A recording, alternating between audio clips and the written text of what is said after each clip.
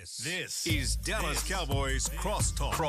Check this out. Live from the Cowboys Club at the Star in Frisco. Brought to you by A#1 Air, the official HVAC and electric partner of the Dallas Cowboys. Blockchain.com. Make your crypto play today. The National Medal of Honor Museum. Join the mission at mohmuseum.org. Buffalo Wild Wings. And by SWBC Mortgage. Customized solutions to help you meet your personal and business goals. Visit swbc.com. Welcome to Cowboys Crosstalk. We are live from the Cowboys Club at the Star in Frisco. I'm Bobby Belt from 105.3 The Fan. We've got proud Missouri Tiger, That's right. Mickey Spagnola from DallasCowboys.com. Of course, joined by three-time Super Bowl champion and six-time Pro Bowler Nate Newton. Yeah! And our Cowboys legend this evening, our other Cowboys legend this evening, is former first-round pick, two-time Super Bowl champion, pass-rushing extraordinaire Jim Jeffcoat. Jim Jeffcoat, baby! Yes, sir! What's up? What's up? You. Since sacks were a statistic that was tracked starting in 1982, only DeMarcus Ware has more seasons of 10 sacks for the Dallas Cowboys than Jim Jeffcoat. So high company there. All right, so the Cowboys are coming off of a big victory at AT&T Stadium last Thursday. They beat the Seahawks 41-35. A game that was a little more, high-powered, a bigger shootout than I think a lot of people had expected. Jim, I know we were talking before the show here about some of the stuff with the defense and some of the takeaways you had from that. What were your big impressions coming out of this game against the Seahawks? My big impressions of them was that they have three wide receivers that can beat you at Seattle. And you saw that. I mean, DK Metcalf, we all know about him. Smith, the kid from Ohio. And they have players, people who shouldn't be shocked. And they can isolate you. What the Cowboys did well, though, is they moved Gilmore over to Metcalf, and that helped them.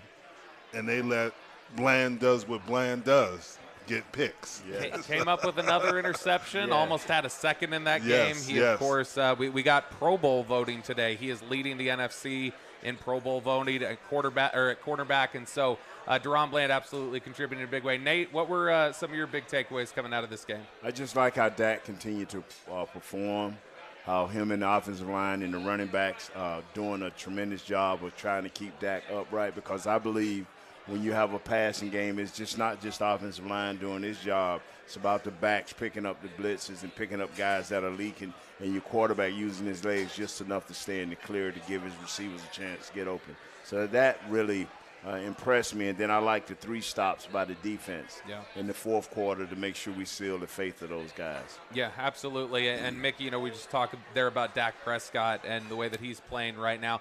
I think at this point we all agree this is as good as we've seen Dak Prescott play over a 6-7 week stretch probably of his career. Is this one of the better runs you think we've seen from a Cowboys quarterback? I think it's one of his better runs for sure. I'm sure Tony Romo had some runs that, it's so long ago people forget. Actually, it's so long ago people forget that Dak Prescott, his rookie year, won 11 straight games after the season opening loss. So he's had some pretty good stretches, but for this year, I was just looking at the stat between what he did the first 5 games and what he's done the last 7 games, and his quarterback rating in those first 5 games was 87, and in the last 7 games it's 121. Man. So it just kind of an indication of the efficiency he's been playing with, leading the league with 26 touchdowns right now, 21 of those coming in these last 7 games. So he's playing at a high level, but Nate, you may appreciate this. I think a lot of this has to do with the offensive line coming together with some continuity and doing a better job, not only in pass protection. And by the way, I know he got sacked 4 times, but 2 of those were on blitzes the running back didn't pick up. But also the running game has picked up also. And the common denominator is the offensive line playing better. Yes, and I think when I look at this thing, I see a combination of Coach Mike Solari, the offensive line coach, and Coach McCarthy is being very creative in what they're doing, and they're using Tony right outside of the tackles, into the screen game, into the pass game, getting little quick hitters. The same way we started the season trying to make sure the quarterback get the ball out of his hand, we're trying to make sure Tony can get a fast start and doing the things that they can do. And like I say, this offensive line is not as good as what we've had in the past individually, but as a unit, they're playing well, and they are helping them as a team to be better. What's interesting about that is that the McCarthy coach teams in Green Bay, when they went to the Super Bowl, they led the NFL in offense, and the year after they led the NFL in offense, and right now they're doing that, so that helps them. Jim, when we talk about the way the defense played in this game, and there were some struggles certainly early on in this game. Cowboys get up by 10, and then there's a run there where Seattle outscores the Cowboys 28-10, and Geno Smith and that passing attack were putting a lot of pressure on them. But when it mattered, the defense really stepped up. You got the big stop from Demarcus Lawrence. Even though they started the game, I believe, 8 of 9 on third down conversions, the defense came through when it mattered most. What does that say about the character and the makeup of this defense that, hey, even though there was all this working against them and may have been depleting them, that they bounced back, and when those 3 opportunities presented themselves, they got them off the field? There's no question about it. When you can do that, that helps you build your confidence, which they should have confidence because they've been playing well all year. And you're going to hit a bump in the road, but they didn't let that stop them. They started getting better, and as the game progressed in the fourth quarter, fourth down, when you can stop them on fourth down, that's like a takeaway, and that's what they did. And so those things are good, and that's going to help them because they have tough teams. They got this team, Philly, they got Buffalo, they got Miami, and Detroit.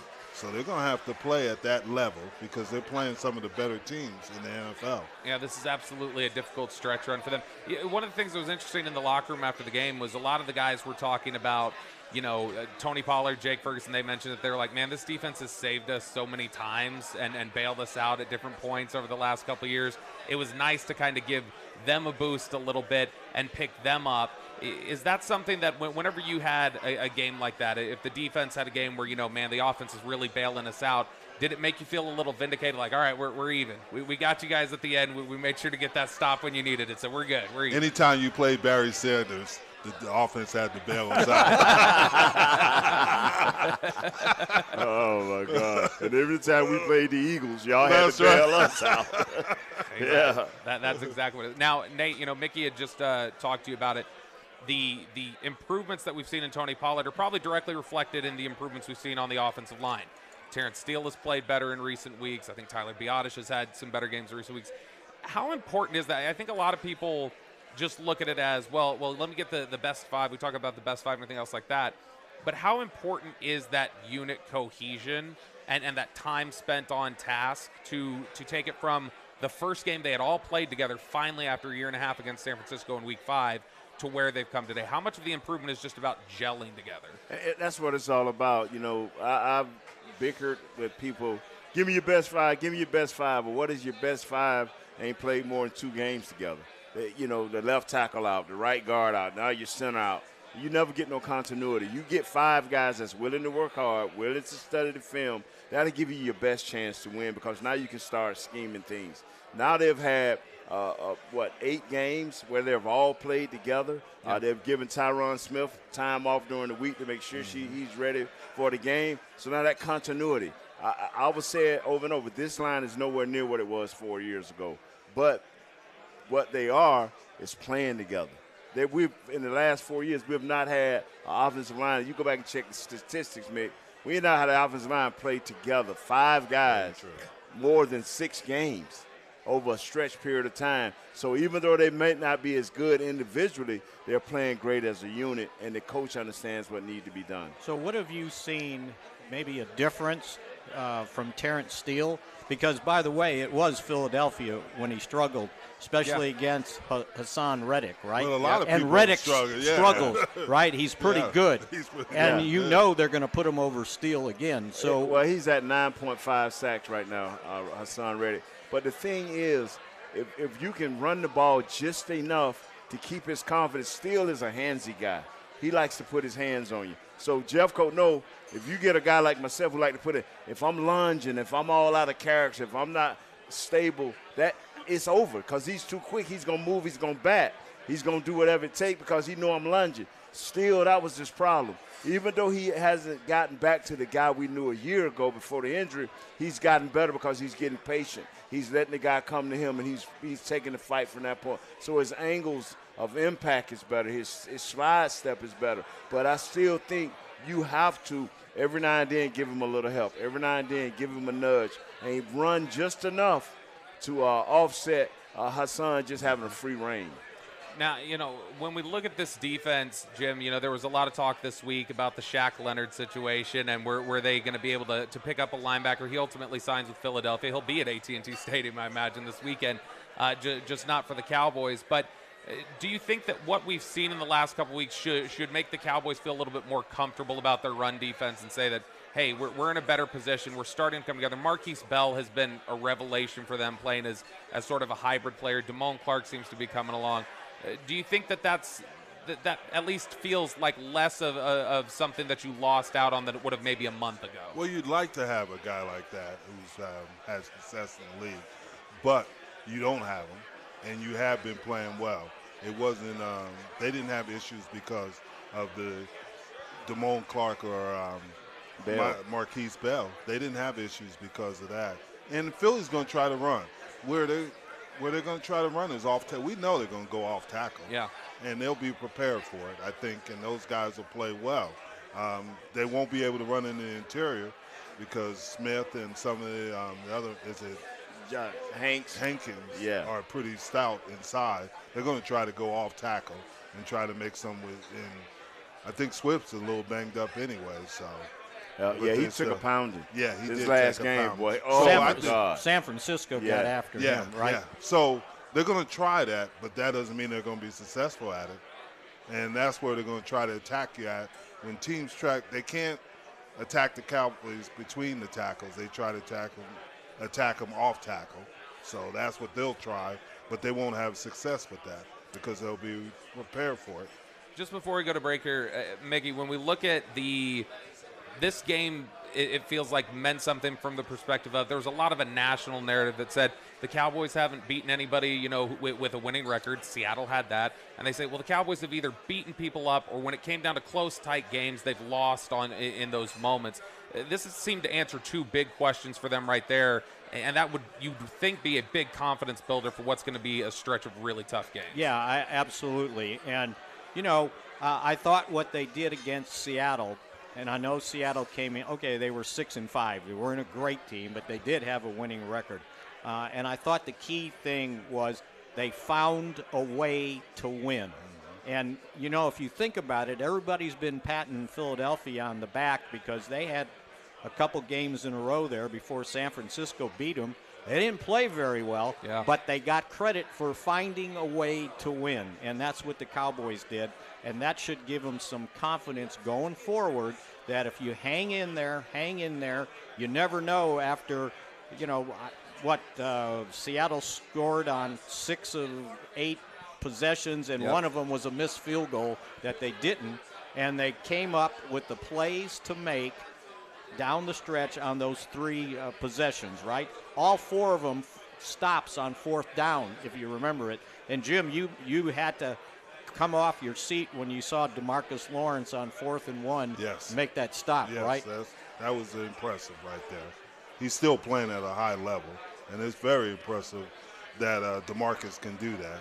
And he's, he's the leader of that defense, and he's showing it because you got to make plays in those crucial situations if you want to win. And that's going to help you, like you said, going forward. When we come back, 2 of the Cowboys' biggest threats in the NFC squared off this past weekend. We'll talk about what we've learned about the 49ers and the Eagles in relation to the Cowboys. That's next on the SWBC Mortgage Cowboys Crosstalk.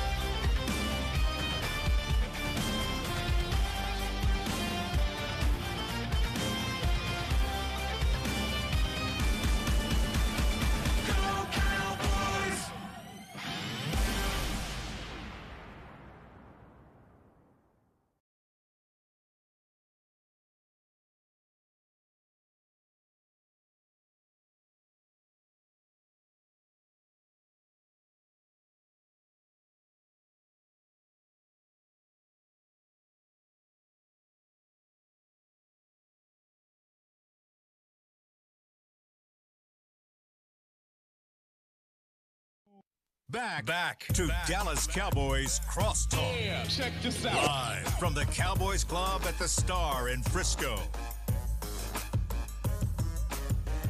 We are back on Cowboys Crosstalk. We've got Mickey Spagnola from DallasCowboys.com and Cowboys legends Nate Newton and our special guest tonight, Jeffcoat. Jeffcoat.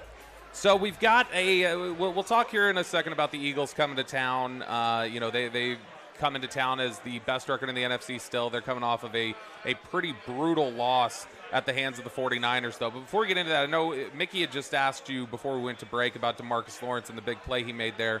And it's felt like at times Demarcus Lawrence has gone pretty underappreciated by analysts or fans or whoever else, and that they go, well, he doesn't quite get those 14 sack seasons anymore like he had 5 or 6 years ago. But the biggest thing about him is he is such a complete defensive end, and you see that big play he makes on 4th and 2. Just talk a little bit about the value that Demarcus Lawrence brings to a defense and how it goes past just sack numbers. Well, first of all, he's healthy, and that's big. And he doesn't have, if you remember last year, he had issues with his foot. Now he's healthy, and he goes in there and he plays a lot of run downs. He's not playing as many pass downs as he was in the past.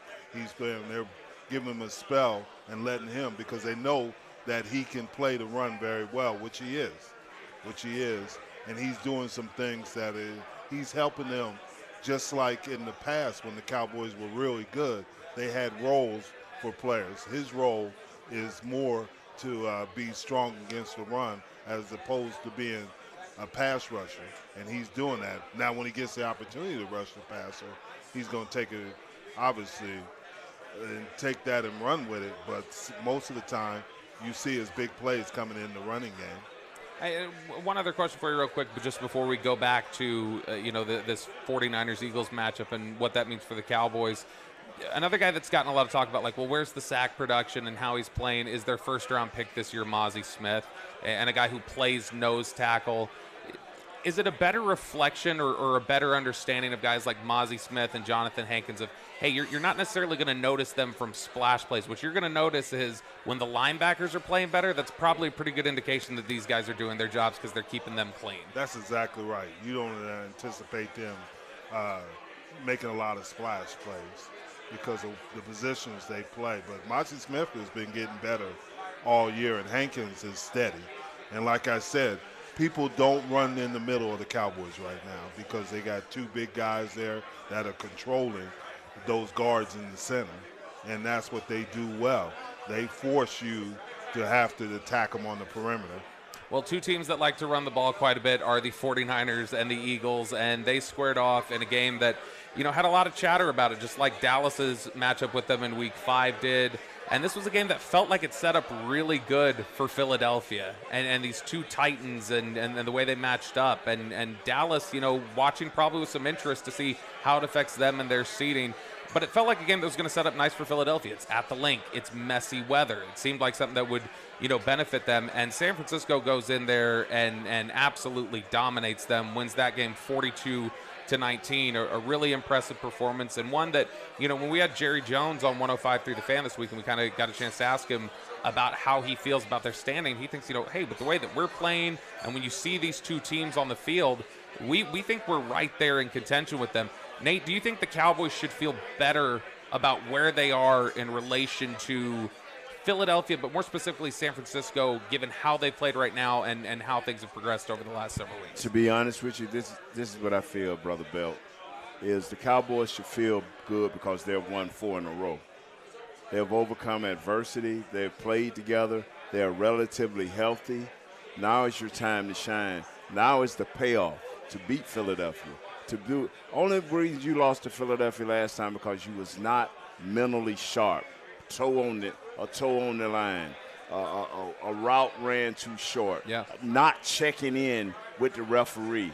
It was a touchdown, brother. Yeah. And all of a sudden, referee, illegal formation. Big fella, you didn't check in. Yeah, no, you didn't. The refs ain't gonna mess that up. So be mentally sharp. Your quarterback played his best game to date. You had 370 yards passing. You had enough run game to offset that. So Now what you do is you get a few turnovers.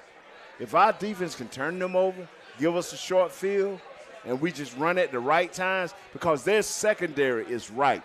They like a rotten apple ready to fall off the tree, man. I'm just being honest. Yeah. Now, that's just how I feel about it. It ain't because how we relevant. Because Jim will tell you when Jim had successful years with Coach Landry, and then we fell off. Then Jimmy came in. He kept the right guys, the right mixture of veterans and young guys. We didn't play nobody significant, but what helped us is we kept winning. Yep. We started stacking up wins. We started playing through adversity. We started expecting to make the play. That's what happens when you don't play very good teams, which all NFL teams are great. But when you're not one of the elite teams in the NFL, the only way you can get better is to play better and play up to your standards. And the Cowboys have played better. I kind of want to go around the table with this. Mick, I'll start with you. When you see a game like that and you see how impressive San Francisco is against Philadelphia, there's probably two different ways that you can look at this if you're the Cowboys or if you're just anybody from the outside. You look at it and say, man, this says that San Francisco is just as dominant as maybe we've thought or feared. Or do you look at it from the side and say, this maybe just says that things are starting to catch up to Philadelphia a little bit. Dallas played them really tough. A lot of people felt like Kansas City and Buffalo played them better, and Philly just kind of escaped with a win. Do you think that this is something that maybe speaks more to, hey, Philadelphia is a little vulnerable, or does it just drive home the point that San Francisco is dominant right now? I think it's a little of both. I mean, San Francisco came in and dominated. They dominated physically, too, even on the sidelines, right, until Big Dom put his hand up, right? Their security director. Controversially but put that hand up. Think about Philadelphia this way. They should have gotten beat by Kansas City. Guy's got the touchdown pass on the goal line, and he drops it. That's going to win the game. And in the Buffalo game, in overtime, it's a touchdown pass, and the wide receiver looks one way, and the pass went the other. They could be on a 3-game losing streak right now, very easily. So I think they are vulnerable, and I think they've been vulnerable. If you look at their scores, they haven't been wiping people out, but as I said, they've been finding ways to win because they make a play when they need to play. You know what the game reminded me of, you guys? It reminded me the Cowboys made plays, right? Everybody made a play to help win that game, and it reminded me of Jimmy going up and down the sidelines, clapping his hands in practice, going, who's going to make the play? Who's going to make the play? And it ingrained in me that, okay, stats are one thing, but it's when you make the plays that count. And you're right. That's when you make the plays. But the hardest thing to do is you don't see it very many repeat champions. The only one at Buffalo Bills were abnormal. And we know that. But it is hard to get back there just because of the reasons you guys said. I mean, they could play well one year, but those little things, their linebacking core is not very good. That's where they're. And that's why they signed Leonard. Yeah, and that's why, because their linebacker core is not as good as they were last year. And those things are affecting them. Now, Hurts is going to make plays. They got two big-time receivers. And we know it, Devontae Smith and A.J. Brown. I mean, those are guys who can play. But they went out and got a new running back. Why? Swift. And they haven't even really played with Rashad Penny. That's right. So those things it changes the dynamics of it. Now, they're just like, and when you lose a Super Bowl, it's different than winning the Super Bowl, trust me. Yes, it is. It's harder. It is harder. It's harder. The thing is, it's just hats off to the NFC East. Just slightly 3 years ago, we was the NFC. We wouldn't even have a name for the East. I mean, they was talking about all of a sudden the East is switched over. Yes. Now we're a dominant force again. This game is the biggest game to date. One coach is telling his players, we're right where we want to be. We're 10-2. We're leading the NFC, and we're leading the NFC East. When the other coach is telling them, hey, fellas, we can throw this thing into disarray. Thanks to the 49ers, it's 4 teams, Detroit, Philadelphia, the 49ers, and the Dallas Cowboys. We don't know. Now, if the Cowboys win Sunday, now it's like, let's see who loses first. That's right. Yeah, let's see who loses now. You're right, though. You're right. So that's how you got to look at it. This thing is up for grabs, man, if the Cowboys do their job. You know, you guys, when you were making your run with Dallas in the early 90s, like that was the class of the NFC was Dallas, San Francisco, with Green Bay, you know, coming along and kind of sniping and trying to be included in that trio. But that was the class of the NFC, were those three teams. I'm curious, when you would have a game like if San Francisco and Green Bay were playing each other, is that something you guys would watch with interest? Or, yes. or was it something where you just went, hey, we're going to worry about ourselves? Yeah, I would watch because Michael Irvin would be watching. and, you know, Mike and they did everything Mike said to do. Well, defense, good idea. We did. I don't know what the defense. What y'all did, Jim? What we were looking at is matchups. Yes. Because that's what we always did. Me, Tolbert, and Charles Haley, we always look at the matchups and seeing how we're going to play different players. We look at it and see who matches up with their tackles the best. Right. And then that's how we attack them. We might move sides. We might, you know, right. Tolbert might have a better advantage against one, or I might have advantage, Charles. And we always did that. We looked at matchups, and that's how we played. And we come to each other and talk about them and discuss it and how we're going to attack them. Right. And that's the thing. And that's, you see that a little bit with the Cowboys and how they're moving around, is they're looking at the matchups, and Dan Quinn has them doing that and taking advantage of it, because you're always going to have somebody. Lance Johnson jumps off sides. I mean, he's back in the backfield every time. Right. And we get a couple of those, that's an advantage, because that takes it. They might get a first down, but now you're at 1st and 15. That's right. And they got to take advantage of those things. Make him move. Make them make mistakes and us not make mistakes. We are live from the Cowboys Club at the Star in Frisco. This is the SWBC Mortgage Dallas Cowboys Crosstalk. At SWBC, customized solutions for individuals and businesses are just a click away. Visit SWBC.com to learn more and start your next adventure. When we come back, the Eagles, of course, are in town this weekend, and these two gentlemen here, Jim Jeffcoat and Nate Newton, have had several battles with Philadelphia. They'll share some of their memories of their own experiences with this historic rivalry. That's next on the SWBC Mortgage Cowboys Crosstalk.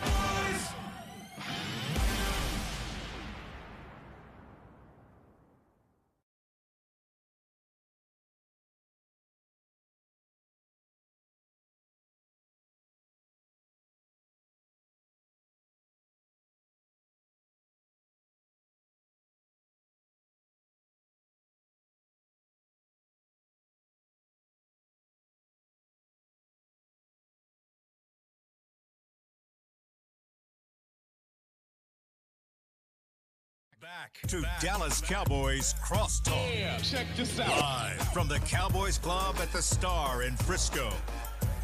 Want to use what the pros use? Jack Black is the official men's skincare brand of the Dallas Cowboys. Visit getjackblack.com today. We're back here on Cowboys Crosstalk, live at the Cowboys Club at the Star at Frisco.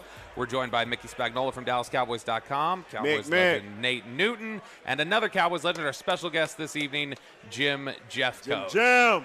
So we've got this matchup with the Eagles coming up, and it's, you know, at different points, at different times throughout the history of the Cowboys, there's probably been a rotation of who is the rival for the team. You know, for a long time it's been Washington at different points, Green Bay probably in the 60s. You go forward, you get San Francisco.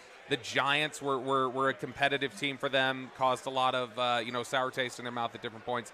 But this team right here, Philadelphia, is probably over the length of the Jerry era has probably been the one that has most consistently been tied to us. Hey, this is the team that we have our most intense rivalry with. And I know that both of you guys had a lot of big experiences with them, both positive and negative, towards the growth of this football team. Jim, did you have a lot of personal hatred for that Eagles uniform, or was it guys on the other side? First of all, the only thing I like about Philly is cheesesteaks, WWE wrestling, and roller derby. I grew up an hour and 15 minutes away from Philly, and I've never liked Philly. I have never liked Philly. And, I mean, and Nate will know it, Buddy Ryan, the intensity there and stuff like that, and what they did. They were. It was the end of the game. Randall was supposed to kneel, but he throws the bomb for a touchdown, and that just started it. And it was before then, but it got worse after that. And that's where you're right. There's always been an intense rivalry between the Cowboys and Philly. Obviously, Redskins, New York, but it's something about Philly. They always wanted to be us, and they still want to be us. Well, and it's interesting because I remember, if you look back over the history of Michael Jordan's career, for instance, people will always talk about, man, it was the Pistons. Like the Celtics may have been the greatest team in that era when he was coming up, but it was the Pistons that really, gave him, they gave him a lot of trouble. And while San Francisco was the primary rival probably of y'all's era, that Eagles team was one that was really difficult, that used to, beat you guys up a little bit. There was the game where Troy got sacked, I think, 11 times, and it was always violent interactions, those two teams there. How big was it for you guys when you finally felt like, all right, we have surpassed this team and we've finally kind of put them in our rearview mirror? How big was that for you guys along the way, Nate? That was big, because especially that year they got the 11 sacks, and then we came back and Kmart got the 87-yard punt return, and then the next year we played Philly and Troy. I think we was beating them, but Troy wanted to just score one more touchdown just to put the nail in the coffin. It has never been nice. And I'm with Jim Jeffcoat on that. All I wanted from them was a Philly cheese. I wouldn't eat all day waiting to go get the Philly cheese. Hope nobody don't jump us while we're walking to go get it. But it's always been a rivalry, and I hope it's stay a rivalry. That means that both teams are prospering during the year. No question. You guys had to get over that Philadelphia hump. Yes. And in 92, right? Yes. And was that the year you ended up beating them in the playoffs in the first round, too? Did we play them in the playoff that first round? I think, it was 92. It was, You're right? exactly right. We beat them in the first round, and that got us over that hump. Yes. Because you beat them at the end of the year, and then you had to play them again. Right? Yes. Yes. Wow. And that's when they had to come here, actually. And we beat them pretty good now. Yeah. And they had to get over riding the bus into the vet and the eggs being thrown at the bus. Man. See, I've only heard these stories. It happened. I don't doubt it. They I got to be honest. They don't have the same. They don't have the same edge these days. They tried to throw ice water on Jimmy's head and beat up Santa Claus. Beat throwing him. Snowballs at him. So is that, Jim? Was that something for both you, Jim and Nate? Was that something for you guys that I think fans always like to think about, like their own rivalry oftentimes is with the other fan base or with the uniform itself? And I think sometimes fans wonder, like, well, is that like, do the players have that same level of intensity towards a specific team, or is it more business than that? Did you guys have like real negative internal feelings to them? No jersey swapping. The only people that shook hands was the quarterback. That's right. Other than that, I didn't want to shake nobody from Philly's hand. And I knew guys. Yeah, we knew them personally. We would see them during the off season. Yep. You know, man, no, homie. Was it the guys or the uniforms? Like what was it that both, I despise that? They had the Muddy Waters. Yeah. Nobody liked Waters. Andre Waters. Nobody liked Andre Waters. I mean, shoot, yeah. Oh man, nobody knew. Come on, man. His mama didn't even like it. Come on, bro. But he's right. Yeah. He's right. It was different back then because there was no love for it. No love, bro. Because the difference is now a lot of players are moving around. Yeah. Back then, these are stuck. my brothers. Yeah. How many years you played for the Cowboys? Shoot, 12 years. Yeah, I played about 11 years. Yeah, it wasn't going nowhere, bro. We weren't going anywhere. We were going to be here. Yeah. So you knew these are the guys that I played with the majority of my career. Did you guys find that I always find, and Mickey, you as well, like the discussion there over is always, they call it Dallas week. I don't feel like necessarily it's always been Philly week. They may not have a lot of love lost for Philly, but this definitely seems to be a bigger game from the perspective every single year of Philly. Philly it feels like would love to go if you told them they can go 15-2 and lose 2 games to the Cowboys or go 2-15 and beat the Cowboys twice, I feel like that city would prefer to just go 2-15 and beat Dallas. I think Philadelphia had an inferiority complex, right? They're not New York. And so they just felt like they had to do something, right? Yeah. Funny story, you talked about the fans. Randy White told me a story where the Cowboys went up there and won, and he's in the locker room getting ready to shower, and one of the security guys comes in and tells Randy, hey, I need you to come out in the hallway. Your brother's beating up some guy. And that was Philadelphia. It's the only place I think I've ever gone where there's fights in the stands and they actually hit each other. Right? The other places, you're pushing and shoving. No, these guys are slugging. And right? they had a police station in the vet, the old vet. The best thing ever happened to Philly, man, before they won their little asterisk Super Bowls was the best thing they ever had was Ben Franklin, a statue of Ben Franklin and Rocky. That was the best thing they ever had. They finally could take down the Rocky statue and put Nick Foles up there. Yeah, they could put up a Doug Peterson statue, and then 2 years later, nope, you already got to go. Yeah. You got to go, buddy. There's no. It doesn't take long for them to turn right there. Right. Now, when you talk about the player changeover, right? Like you talk about guys change teams, it makes it a little bit different in this era. You mentioned the name Buddy Ryan a little bit earlier, and that was obviously a guy that there was a lot of animosity. Do you think in this era it makes it a little bit more easy to just say, all right, a representative like, obviously there's a little bit of unsavory feelings towards a guy like Nick Sirianni. Do you think it makes it easier to say, that's our figurehead, that's who represents the Eagles to us? Nick is nice.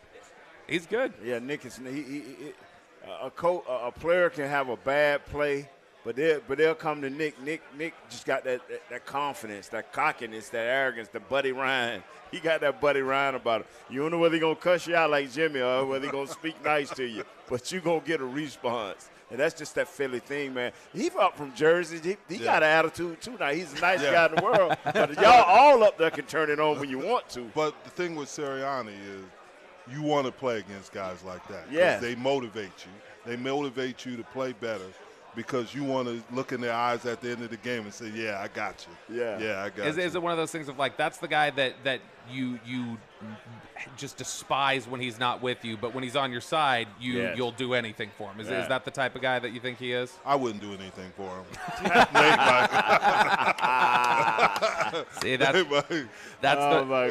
the right answer. I don't like Philly. I'll never like Philly. I love the energy. We need more of it this week. When we come back, the game of the year for the Cowboys is on deck this Sunday night. Enough looking back at the past and the history. Cowboys-Eagles at AT&T Stadium. We'll preview it. That's next on the SWBC Mortgage Cowboys Crosstalk.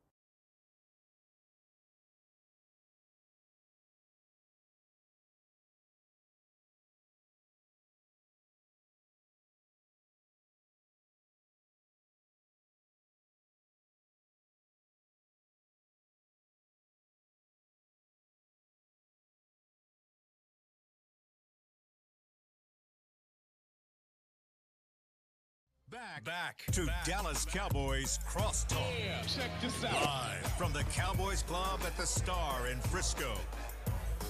At SWBC, customized solutions for individuals and businesses are just a click away. Visit SWBC.com to learn more and start your next adventure. We're back here on the SWBC Mortgage Dallas Cowboys Crosstalk, live from the Cowboys Club at the Star in Frisco. I'm Bobby Belt from 105 to the Fan, joined by Mickey Spagnola from DallasCowboys.com, Nate Newton, and former Cowboys legend Jim Jeffcoat is our special guest tonight. Yes. And before we get into the specifics of this Eagles and Cowboys game, we did have a pretty significant update from the Star today. The Cowboys sent out the press release saying Dallas Cowboys head coach Mike McCarthy experienced abdominal pain this morning that warranted further evaluation and resulted in a diagnosis of acute appendicitis. He is currently slated for surgery this afternoon, expected to be released later today, and he anticipates coaching on Sunday night. I had my appendix removed years ago, and I was not going to be standing on a sideline 4 days later. So he's going to tough that out. But our thoughts are absolutely with Coach McCarthy. The coordinators kind of ran practice today, Mickey, I know, and Dan Quinn spoke to the media, and Brian Schottenheimer will talk to them tomorrow. This is a little bit of a more unique situation than it would have been a couple of years ago when Mike McCarthy missed due to COVID, because at the time Mike McCarthy wasn't calling plays. He's calling plays now. Right. So he may feel a little bit like, hey, I really got to be out there and ready to call this. This is more to cover than it was last time. I wouldn't put him past him to be here tomorrow, sort of like when he had COVID, and remember he was kind of sitting in the golf cart or watching out the window. Yeah. I could imagine him doing that. And as Dan Quinn said today in the press conference, he said, do you think this Irishman's going to miss this game? From Pittsburgh. And so, from a practice standpoint, they've got this whole thing planned out, right? The practices are planned out. The game plan's probably planned out. I think his presence at practice is not as important as him just kind of knowing what's going on. I don't know. I've seen people have that appendicitis, and, they were good to go in a couple days. Yours didn't burst, did it? No. They caught it about 12 hours before it did, Mickey. So, yeah, that was a close one. But you were out. It was like a turnaround. I think I was out the next morning. But I wouldn't want to stand on a sideline for 3 hours. Or have to think about calling plays. Yeah, I'd like to be the eye in the sky, maybe. Sit up in the booth. Just have a chair. He can call the plays from up in the press box. That is a good point. And he could be up there to get off his feet. That's a long time to be on your feet. That's a very good point that you make. But I think, in these days, they've kind of perfected the surgeries, and a lot of times if they're going in to do something with your intestines, it's like, oh, you don't need the appendix. Let's take it out too. It's a weird thing that we have that we really don't need, I guess. And you just hope it doesn't, get to the point. One time I thought I had an appendix thing going on, and the lady checked it out, the doctor, and she pressed on my side here, and I didn't move, and she goes, oh, it's not your appendix, because you would have jumped right out of this bed, right? So, yeah, but it's, it's weird, because today I was writing about how hard it is to sustain winning streaks, because there's so many things that can happen, right? You're on the road, maybe, weather, injuries, and then I never thought of a factor of, and your head coach could miss the game. It's just weird. And by the way, the Cowboys' 4-game winning streak is tied with the Colts in San Francisco for the longest active winning streak now. Now, there's been longer ones this season, but as for active, it's 4 games. Georgia. Yeah. That's is that college? Yeah. 29. I don't know all the But wouldn't you pros be they more got. concerned if this was on the road? Yes. I'd be more concerned. That you had to travel. Yeah, and he's going to be at home, and he can get the rest, and he can be ready by Sunday night even. That's even better. Well, he is absolutely in our thoughts and prayers. Speedy recovery there for Coach McCarthy. Jim, this specific game with Philadelphia, Dallas played them really well a couple of weeks ago at the Link. And this is a Cowboys team that when they've been at home has been absolutely dynamic on offense. They're averaging 41 points a game. They've won 14 games in a row at AT&T Stadium dating back to last year. But like Nate was talking about earlier, it was details last time. It was, route depth. It was, stepping out of bounds on a 2-point conversion. It was these little things. Is that the biggest factor you think of this game is like, hey, the details really need to be cleaned up? Well, obviously they do, and making sure those things, because that's 2 touchdowns they left on the field, but also the defensive penalties, they can't have them because you're playing a team that can take advantage of it with their skilled people. And so that's the thing. They got to make sure that they do not make those defensive penalties. From the offensive standpoint, Nate will talk about that, but they got to be ready. You know, just like Mickey said, Hassan Riddick's going to come out. He's just licking his chops.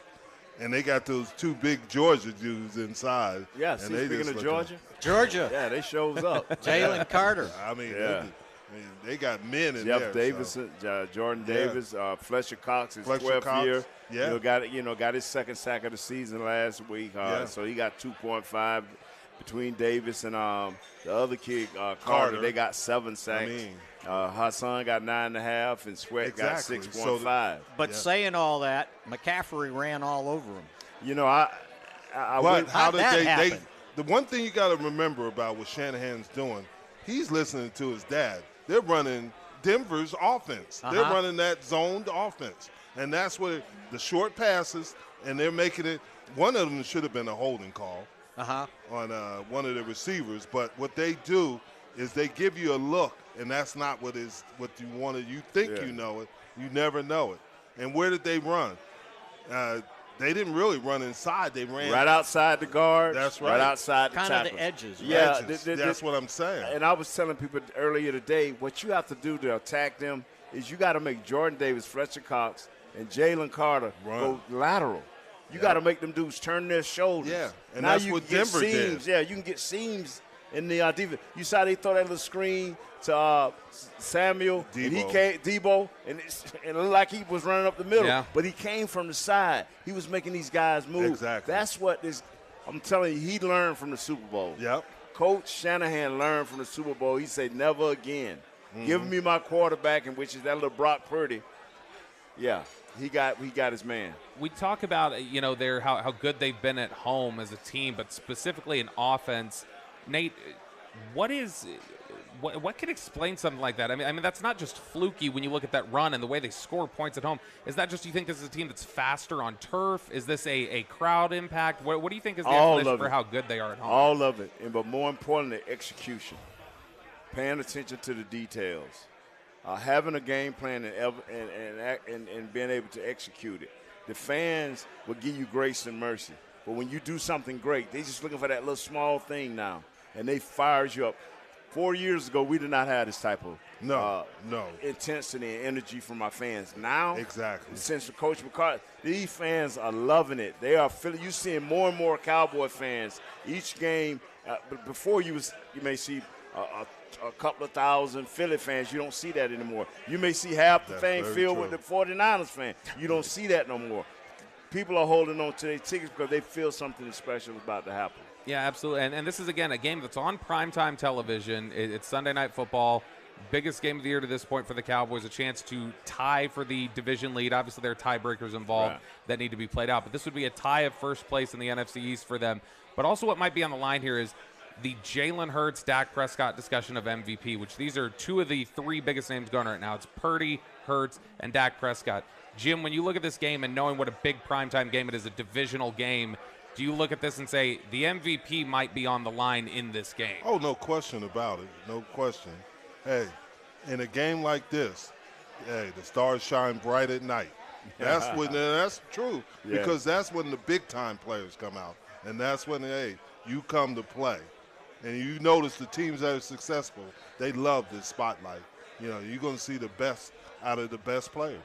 Do you guys like it? Whoever win this game, Dak don't have to play great, but if he win this game and with the star backing him, that's what I tell you. The Cowboys, this star does back you. Yeah. So all he do is to win the game. The other kid has to shine to get MVP. Dak just win the game. He can get MVP. And quickly going around the table here before we wrap up, thoughts on the game. Jim, you think this is one the Cowboys pull out? I do. I think they will win it, and they'll win it convincingly. People are going to be shocked at how well they play because they'll be ready, and they're at home. They're in just like Nate said, this is a crowd that helps them now. and they're loud, they're going to be in a bad mood. So, Nate, Cowboys pick here? Yeah, as long as we win about one, just win the game. Be who you've been being. Win the game. If it's by 40, if it's by 1, it don't matter. Win this game. Play smart. You know, the one thing I've noticed with this crowd and when they're at home, if they can get off and get a lead, it's very hard for teams to play catch-up against this defense, right? And if you've noticed, with the exception of the Seattle game, although they did get off okay and then it fell apart, they get off to a lead, which I never understand why when they win the toss, they don't take the ball, or when the other team wins the toss and they defer and give the Cowboys the ball, where after one possession, chances are you're behind. Yes. And when this team's got the lead, that's when they start crushing people, I think. Absolutely. This will be a high-stakes game for the Cowboys on Sunday Night Football, not just for them as a team, but like we just said, for Dak Prescott, for your quarterback, and everything else. Thank you so much to those of you who joined us tonight for Cowboys Crosstalk. We have been live here from the Cowboys Club, the Star in Frisco. Mickey Spagnola from DallasCowboys.com, Nate Noon, and Jim Jeffcoat. Thank you so much for joining us today. Anything really quickly in the last 30 seconds you want to shout out where people can find Cowboys. you? Go Cowboys. And I'm on a J&B Talking Shop on YouTube. Perfect. J&B, baby. There you go. You can hear more of the just innate hatred for the city of Philadelphia from Jim Jeffcoat there on his YouTube channel. I'm Bobby Belt from 105.3 The Fan. Thank you so much for joining us. Cowboys and the Eagles this Sunday night on NBC. This has been a production of DallasCowboys.com and the Dallas Cowboys Football Club. How about this, Cowboys?